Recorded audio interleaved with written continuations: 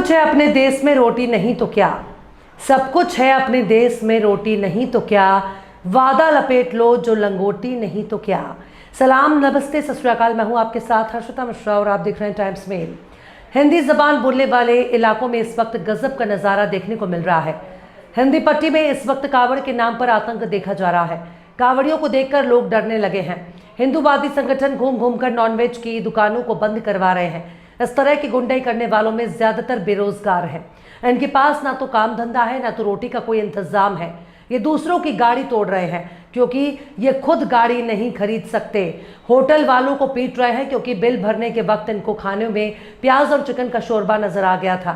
राह चलते कार तोड़ रहे हैं, बाइक तोड़ रहे हैं, कावड़ छू जाने पर लोगों को पीट रहे हैं। पूरा सड़क ही इनके नाम पर हो चुका है। ये जो चाहे वो कर सकते हैं क्योंकि इनके पास करने के लिए कुछ है ही नहीं। ये बेरोजगारों की फौज है जो अपने माँ बाप के पैसों पर पल रहे हैं। इनके पास डिग्री है पर काम नहीं। ये दूसरों की गाड़ियों पर हमला करके खुद के बेरोजगार होने का अपना गुस्सा उतार रहे हैं। कोई भी बाप इन बेरोजगारों को अपनी बेटी नहीं दे रहा। जो खुद फटे कच्चे में घूम रहे हैं वो भला दूसरे की बेटी को क्या खिलाएगा। लिहाजा बेरोजगारों की भीड़ काम धंधे वालों को पीटकर अपनी भड़ास निकाल रही है। कावड़ के नाम पर मीट की दुकानें बंद कराई जा रही हैं। नॉनवेज की दुकानों में घुसकर हंगामा किया जा रहा है। इनके पास कोई डिग्री नहीं सिवाय इनके हिंदू होने के। अब यूपी के गाजियाबाद में केएफसी के आउटलेट पर जाकर खूब हंगामा किया, यहाँ तक कि जबरन बंद करवा दिया। इंदिरापुरम के वसुंधरा में मौजूद केएफसी ब्रांच में हिंदू रक्षा दल ने जमकर हंगामा किया। इन लोगों ने हर हर महादेव और जय श्री राम के नारे लगाए और जबरन ही केएफसी के आउटलेट को बंद कर दिया। हिंदू रक्षा दल का कहना है कि कावड़ के रास्ते में मौजूद इन नॉनवेज रेस्टोरेंट को सावन के महीने में बंद रखा जाए। पर सवाल है कि क्या दूसरे धर्म के त्योहार पर इसी तरह का काम किया जाएगा? क्या मुसलमानों के रमजान में पूरे एक महीने के लिए खाने पीने के तमाम होटल बंद हो जाते हैं? क्या दारू शराब की दुकानों पर ताला लगा दिया जाता है? अगर नहीं तो क्या इसे धर्म के नाम पर आतंक ना कहा जाए? क्या ईसाई के त्योहारों पर खान पान की दुकानें बंद होती हैं? क्या बौद्ध, जैन, सिख के रोज़ा या उपवास रखने पर इन दुकानों को बंद किया जाता? क्या हिंदू संगठन की आस्था ही सबसे ऊपर है? ये लोग अल्पसंख्यक को धर्म के नाम पर डराने की कोशिश कर रहे हैं। पर जिस केएफसी को जबरन बंद कराया गया, अब धर्म की आड़ में आतंक मचाने वाले गुंडों के खिलाफ पुलिस ने खुद ही केस दर्ज कर लिया क्योंकि केएफसी किसी मौलवी साहब की नहीं है। मामला अमेरिकी कंपनी केएफसी का है, लिहाजा बात बहुत दूर तक निकल चुकी है। पुलिस ने खुद ही केस दर्ज कर लिया है। गुंडागर्दी करने वाले हिंदू रक्षा दल के नेता का नाम भूपेंद्र तोमर उर्फ पिंकी चौधरी है। पिंकी चौधरी पर दिल्ली एनसीआर में 2 दर्जन से ज़्यादा एफआईआर दर्ज है। इन लोगों ने गाजियाबाद में केएफसी के अलावा नज़ीर रेस्टोरेंट में भी हंगामा किया। पिंकी चौधरी ने कहा कि वे कावड़ यात्रा के दौरान किसी भी रेस्टोरेंट में नॉनवेज खाना नहीं परोसने देगा। मतलब ये होता कौन है दुकानें बंद कराने वाला? क्या इसने तमाम हिंदुओं का ठेकेदारी ले रखी है? इस गुंडे ने कहा है कि अगर रेस्टोरेंट वाले सिर्फ वेज खाना परोसने को तैयार हो जाते हैं तो वे उन्हें खुले रहने देंगे।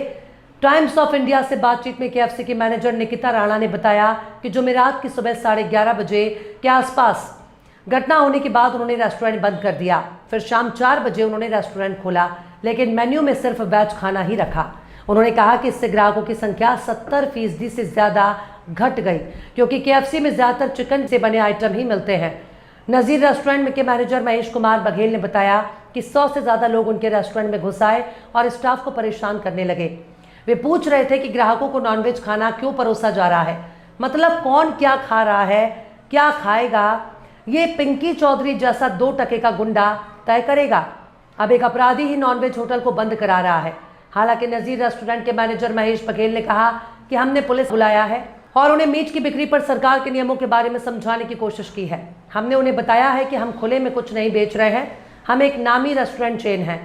स्टाफ ने उन्हें भी दिखाया कि हम साफ सफाई के सभी नियमों का पालन करते हैं, लेकिन उन्होंने कुछ नहीं सुना। नज़ीर एक नॉनवेज फूड आउटलेट है और हमारे ग्राहक यहाँ उसी के लिए आते हैं। विरोध की वजह से दुकान 5 घंटे से ज़्यादा वक्त तक बंद रही। बघेल ने आगे कहा कि उन्होंने पुलिस में शिकायत दर्ज नहीं कराई है क्योंकि उनके किसी भी कर्मचारी को कोई नुकसान नहीं हुआ है, लेकिन उन्होंने कहा कि अगर कोई ऐसी घटना दोबारा होती है जिससे उनके कारोबार में बाधा आती है तो वे ज़रूर शिकायत करेंगे। जुमेरात की सुबह कुछ ग्राहक केएफसी में चिकन जिंगर बर्गर खाने आए थे। जब उन्हें पता चला कि वो नहीं मिल रहा तो उन्होंने पूछा कि ऐसा क्यों है। टाइम्स ऑफ इंडिया से बात करते हुए कई ग्राहकों ने कहा कि ये कैसी गुंडागर्दी है कोई और ये तय करेगा कि हम क्या खाएं। उन्होंने सरकार से इस तरह की हरकतों को रोकने के लिए सख्त कदम उठाने की मांग की।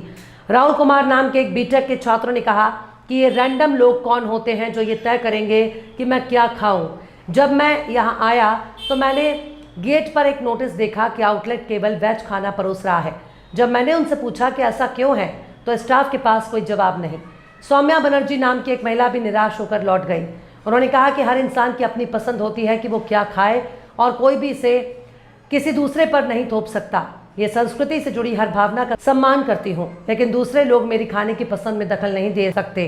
कुणाल वर्मा नाम के एक स्थानीय निवासी ने कहा कि यह जगह कांवड़ यात्रा के रास्ते से काफ़ी दूर है। लोग अपने राजनीतिक फायदे के लिए ऐसी हरकतें करते हैं। वसुंधरा में हजारों लोग रहते हैं, अगर किसी को कोई दिक्कत है तो वे पुलिस को बताएंगे। उन्होंने पूछा कि सरकार के नियमों का पालन करने वाली दुकानों को इस तरह कैसे धमकाया जा सकता है।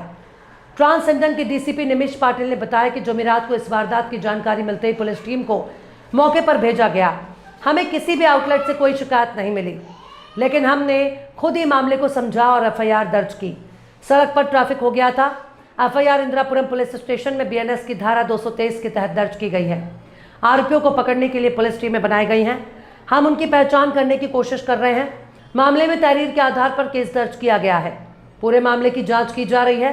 पुलिस कमिश्नर जे रविंदर गौड़ ने बताया कि वे पिंकी चौधरी के खिलाफ दर्ज मामलों को देखेंगे, कानून के अनुसार कार्रवाई करेंगे। हालांकि सूत्रों का कहना है कि गाजियाबाद पुलिस ने पिंकी चौधरी के खिलाफ गुंडा एक्ट के तहत कार्रवाई शुरू कर दी थी, लेकिन उनके संगठन के लोगों ने विरोध प्रदर्शन करने लगे, जिसके बाद गुंडा एक्ट लगाने का काम पूरा ना हो सका। वैसे भी इस तरह के लोगों के सिर पर बड़े बड़े नेताओं का हाथ होता है। पिंकी चौधरी जैसे गुंडे बार बार वर्दी वालों को चैलेंज करते रहते हैं और बेचारा वर्दी वाला एक केस दर्ज करके उनकी शान में इजाफा करते रहते हैं। बहरहाल चलते चलते आखिर में शकील बदायूनी ने भी क्या खूब फरमाया है। गमे आशिकी से कह दो राहें आम तक ना पहुँचे, गमे आशिकी से कह दो राहें आम तक ना पहुँचे, मुझे खौफ है ये तोहमत तेरे नाम तक ना पहुँचे। फिलहाल इस खबर में बस इतना ही। इस पूरी खबर को शम्स तबरेज़ ने लिखा है, जिन्हें आप ट्विटर पर भी फॉलो कर सकते हैं। ट्विटर हैंडल है @शम्स तबरेज़ गाजी। ये वीडियो आपको कैसा लगा कमेंट बॉक्स में ज़रूर से बताइएगा। वीडियो पसंद आए तो लाइक करें, शेयर करें और बेबाक निष्पक्ष स्वतंत्र पत्रकारिता को सपोर्ट करने के लिए आप हमारे चैनल टाइम्स मेल को ज़रूर से सब्सक्राइब करें और हाँ, बेल आइकन की घंटी वाली बटन आप ज़रूर से दबा दें ताकि आपको हमारे आने वाले नए वीडियो की नोटिफिकेशन फ़ौरन ही मिल जाए।